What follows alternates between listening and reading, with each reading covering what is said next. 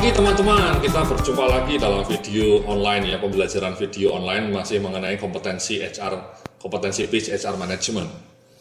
Jadi dalam video sebelumnya kita sudah belajar bagaimana menggunakan kompetensi untuk rekrutmen ya, atau kompetensi PIS rekrutmen, di mana kita melakukan assessment seleksi dengan mengacu pada profil kompetensi yang sudah kita bikin, matriks kompetensi yang kita sudah susun.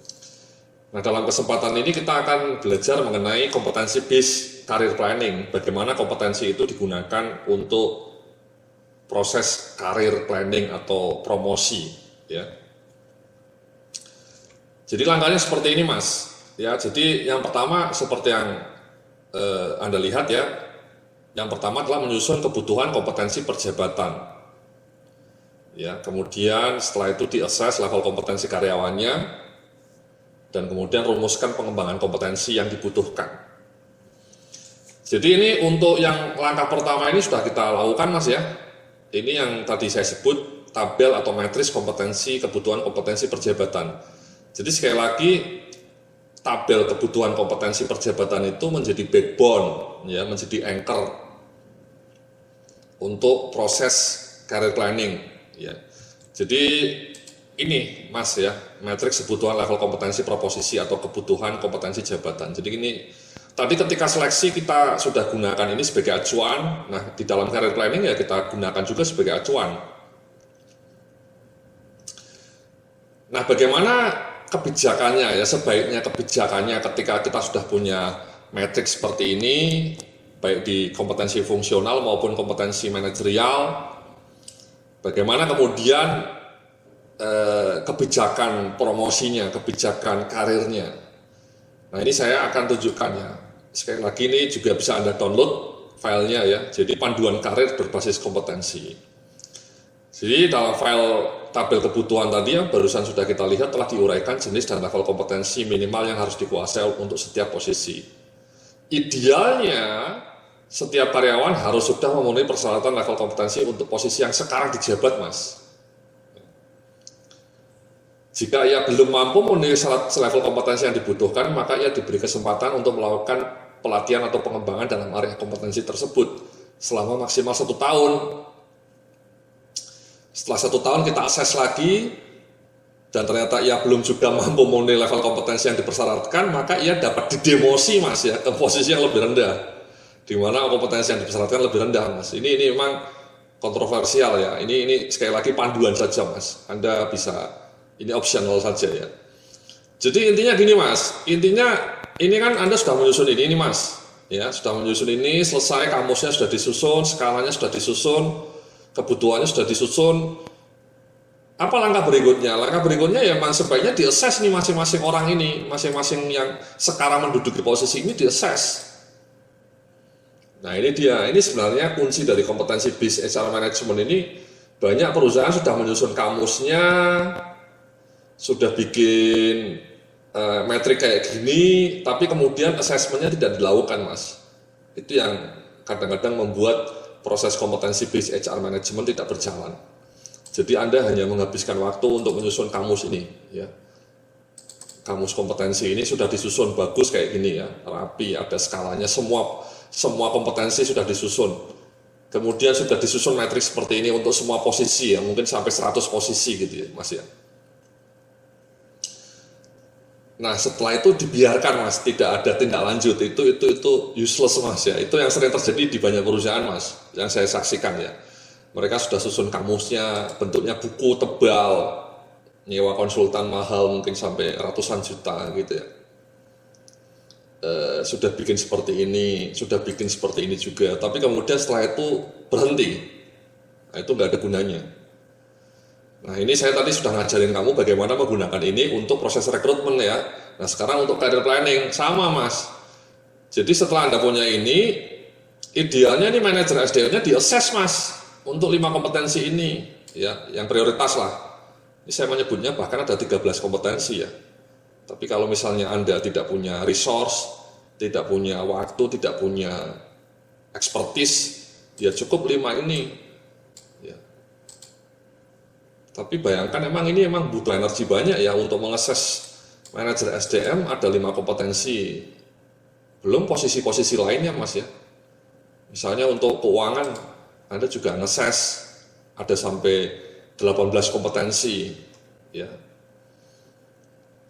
Kelihatannya overwhelmed ya, tapi menurut saya kalau Anda kompetensinya dengan cara tertulis kan mudah Mas. Ya Anda tuh tinggal kumpulkan orangnya di kelas, kemudian suruh tes, ya, tes, di-assess dengan panduan yang saya tadi berikan. Asumsinya Anda sudah membuat panduan seperti ini untuk semua posisi ya. Ini yang saya berikan contohnya hanya untuk posisi SDM, legal, dan general affair, ya, kisi-kisi ini. Ya, jadi kembali ke sini, jadi emang di-assess Mas. Ya, jadi setelah Anda punya matriks seperti ini, di-assess, cara nge-assessnya gimana? Sama Mas dengan tadi seleksi tadi. Ya, tadi kan di seleksi kan waktu di video sebelumnya saya mengatakan untuk uji kompetensi dengan mengacu ke sini Mas, ya. Dengan mengacu ke ini, sama prosesnya. Jadi saya bilang ini assessment atas level kompetensi ya dapat dilakukan oleh atasan karyawan di mana penilaiannya mengacu pada deskripsi skala kompetensi setelah disusun. Assessment dilakukan untuk menguji ya.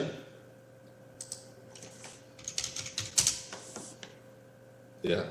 Nah, assessment ini dilakukan untuk menguji kompetensi tertentu baik kompetensi soft maupun hard. Sama persis seperti ini ya. Seperti tadi proses seleksi. File panduan uji kompetensi sebaiknya digunakan sebagai tools untuk membantu pelaksanaan proses assessment ini. Nanti filenya saya tunjukkan yang tadi itu. Jika sumber daya internal belum memadai untuk melakukan assessment, maka proses ini dapat dilakukan oleh lembaga eksternal, Mas. Ya, Anda nyewa konsultan atau nyewa lembaga assessment. Ya. Jadi asesornya suruh menguji, sebaiknya tidak hanya soft. Selama ini yang terjadi, lembaga-lembaga assessment itu hanya menguji kompetensi soft saja. Ya. By the way, video mengenai assessment center bisa Anda lihat juga ya. Itu hanya menguji kompetensi soft. Tapi untuk menguji hard kompetensi, ya Anda harus bikin panduan sendiri. Ini panduannya sudah saya susun. Ya. Ini panduan untuk teknik fungsional. Kalau ini panduan untuk soft. Ya, tadi mirip. Ya, wawancara, ya, ada assessment-nya. Maksud saya, tools yang Anda gunakan tadi untuk melakukan proses seleksi dalam video sebelumnya sudah kita tunjukkan ya. Bisa Anda gunakan juga untuk assessment internal. Jadi panduan ini Anda gunakan untuk menguji, mengakses kompetensi para pejabat yang sekarang duduk di posisinya. Ya. Yang ini juga bisa Anda gunakan untuk nge-assess soft kompetensi dari para pejabat yang sekarang sedang duduk di posisinya. Oke Mas ya.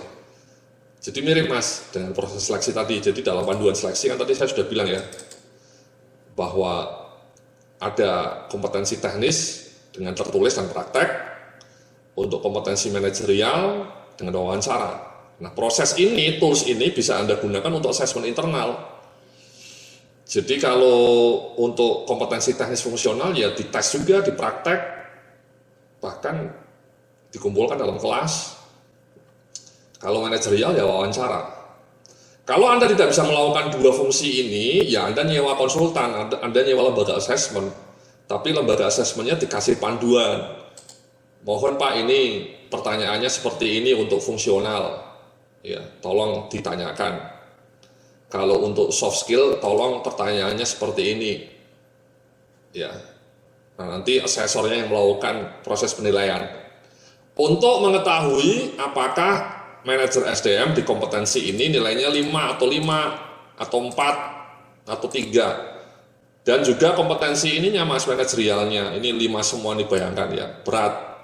Bisa nggak sanggup nggak manajer yang sekarang menduduki posisi ini nilainya 5 semua? Sama, untuk staf SDM, 5 kompetensi ini nilainya harus 3 semua. Sekali lagi dari mana itu tahu dia 3 atau 2 ya, sekali lagi tadi dites dengan uji kompetensi ini. Ya, pertanyaan-pertanyaan sudah saya susunkan untuk Anda. Nah pertanyaannya kalau kemudian manajer yang sekarang atau staff yang sekarang, asmen yang sekarang nilainya tidak sesuai dengan persyaratan ini, bagaimana Mas Yodia? So what? Nah di sini saya bilang, ya dikasih kesempatan 1 tahun, ya nanti saya ceritakan program pengembangannya apa ya. Nanti setelah setahun di-assess lagi. Kalau ternyata setelah 2 kali di-assess juga nilainya tidak memenuhi syarat ini Mas ya syaratnya ini, ya atau misalnya asmennya syaratnya tidak ini, ya mohon maaf dia mungkin didemosi, diturunkan pangkatnya Mas. Nah itu Mas, itu namanya kompetensi base yang konsisten. Jadi jangan Anda bikin kamus, susah-susah capek, bikin skala. Saya menyaksikan berkali-kali itu klien saya sampai nyewa konsultan mahal. Tapi setelah itu tidak ada tindak lanjutnya. Ya. Padahal tindak lanjut itu yang kunci. Jadi sekali lagi setelah Anda tindak lanjut, Anda assess ternyata banyak yang tidak memenuhi syarat ini ya, so what? Nah itu Mas dilema man. Ya, sekali lagi di panduan saya bilang bahwa Anda harus kasih kesempatan 1 tahun untuk dia belajarlah mengembangkan diri. Tapi kalau misalnya dia tidak sanggup, ya mohon maaf dia kena demosi. Ya. Nah pengembangannya apa saja ini saya bikin, ya pengembangannya apa saja ini pengembangan kompetensinya kalau dia gagal. Nah ini Mas ya, di assess ya kebutuhan kompetensinya tadi ya 5, ternyata employee-nya kompetensinya cuma 3. Nah dikembangkanlah. Misalnya melalui training ya yang lazim, yang simple itu, atau kemudian on the job development, atau job enrichment ya pekerjaannya ditambah, atau special assignment. Ini bagus nih Mas, special assignment itu tugas-tugas khusus. Misalnya Anda ingin menggodok kompetensi teknis manajemen SDM-nya tadi kurang dalam hal mengenai pengetahuannya mengenai manajemen kinerja. Anda kirim training lah mengenai manajemen kinerja. Ya. Setelah kirim training, kasihlah dia tugas, suruh menyusun KPI semua KPI di semua departemen SDM dia yang menyusun dan dipantau. Ya. Jadi dia dikasih special assignment dan tugasnya ditambah untuk memantau KPI misalnya. Itu lebih bagus Mas, tidak hanya training. Ya, atau kemudian magang di perusahaan lain, atau dikirim eksekutif development program atau mentoring. Pengalaman saya yang paling bagus itu ya pertama dikirim training, setelah itu dikasih tugas, special assignment, setelah dikasih tugas juga kemudian dikasih mentoring, itu powerful. Ya. Supaya apa? Supaya skala kompetensi dia sesuai ini Mas jabatan ya ini supaya sesuai ini. Ya. Misalnya setelah dites dia nilainya di sini cuma 4, 3, ininya 2. Nah di sini kan berarti kurang. Ya, dia harus ditambah. Caranya apa ya ini dengan proses ini. Gitu Mas ya. Nah yang berikutnya ini Mas, saya juga bilang untuk dapat dipromosikan ke jenjang berikutnya, karyawan juga harus terlebih dahulu memenuhi semua level kompetensi yang dipersyaratkan untuk posisi yang sekarang dipegang. Ya. Jika ia belum mampu memenuhi level kompetensi semua yang dipersyaratkan dalam posisinya, maka ia belum dapat dipromosikan ke jabatan berikutnya. Jadi ini Mas, misalnya ini asmen ya, mau dipromosikan menjadi manajer SDM. Dia sudah harus memenuhi ini dulu Mas. Ya. Jangan sampai di sininya cuma nilainya 2, 4 gitu misalnya. Ya. Itu gap, nggak boleh dia dipromosikan. Sama Mas, ini staf SDM misalnya. Dia mau dipromosikan jadi asmen misalnya. Jadi asmen pengembangan SDM misalnya. Dia minimal ini, dia sekarang waktu di assess dia nilainya sudah harus 3 semua Mas. Jangan dia nilainya di sini 2, dia dipromosikan ke sini. Yaitu useless. Nggak ada gunanya kompetensi, ya.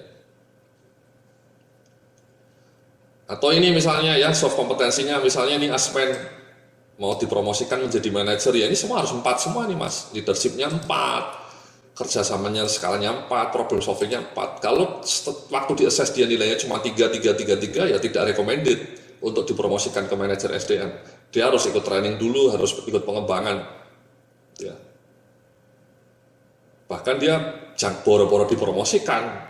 Kalau dia tetap rendah terus nilainya, dia bahkan bisa didemosi jadi staf SDM gitu mas ya. Karena kompetensinya tidak sesuai dengan persyaratan yang sekarang dijabat. Ya. Jadi sekali lagi seperti itu mas ya, asesmen SDM-nya harus memenuhi syarat dulu di sini minimal, baru bisa dipromosikan. Staf SDM juga minimal. Nah nanti setelah staf SDM-nya ini dipromosikan sebagai asmen, misalnya dia sudah memenuhi persyaratan 3 semua nih lolos, dia dipromot jadi asmen pengembangan SDM. Dia juga segera harus belajar. Kenapa? Karena kompetensinya sudah lebih meningkat nih menjadi 5. Jadi dia diberi kesempatan 1 tahun lah mas ya untuk menduduki posisi asmen. Ya. Jadi setelah dipromosikan dia misalnya sekarang staf SDM nih ya, nilainya 3 semua. Dia dipromosikan sebagai asmen. Nah 1 tahun kemudian dia diassess dengan mengacu ke kompetensi yang baru ini, skalanya baru. Ya, ini 5, ini 5. Ya.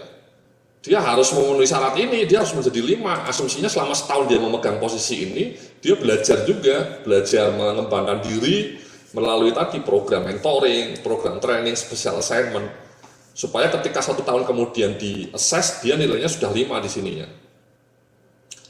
Kalau nilainya belum 5, ya dikasih kesempatan 1 tahun lagi. Ya, jadi maksimal 2 tahun lah sebagai asmen.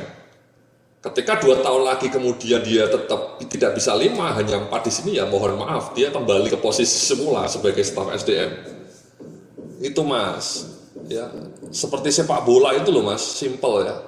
Kalau mainnya bagus ya main terus, kalau mainnya jelek ya jadi cadangan. No hard feeling ya, jadi tidak ada sakit hati.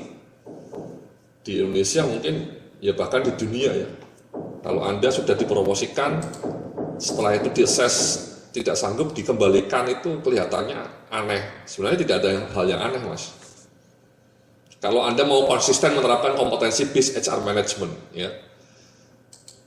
Jadi sekali lagi seperti itu mas ya. Ini makanya ini penting sekali ya. Ya, matriks ini penting sekali. Setelah ada kamus bikin matriks, kemudian Anda bikin panduan tadi. Ya ini panduannya ya. Jadi Anda bisa baca ya asesmennya tadi dengan mengacu pada soft kompetensi maupun technical kompetensi ya. Jadi ini mas ya, asesmennya bisa dilakukan oleh atasan karyawan ya.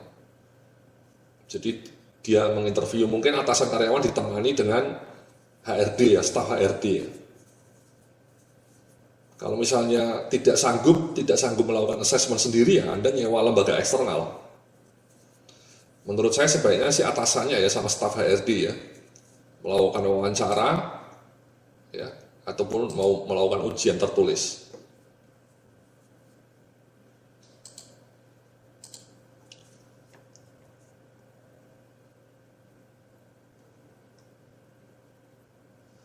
Ya jadi seperti itu mas ya untuk career planning ya, kompetensi based career planning. Saya lagi basisnya adalah kebutuhan kompetensi perjabatan, di-assess melalui soft skills maupun hard skills dengan tools-tools yang sudah saya sediakan.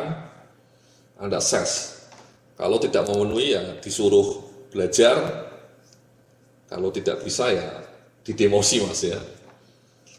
Jadi itulah kunci bagaimana menggunakan kompetensi sebagai basis untuk penyusunan career planning dan kebijakan promosi karyawan. Ya, terima kasih. Kita akan lanjutkan dalam video berikutnya mengenai bagaimana menggunakan kompetensi untuk fungsi yang lainnya dalam bidang SDM. Sampai jumpa dalam video berikutnya.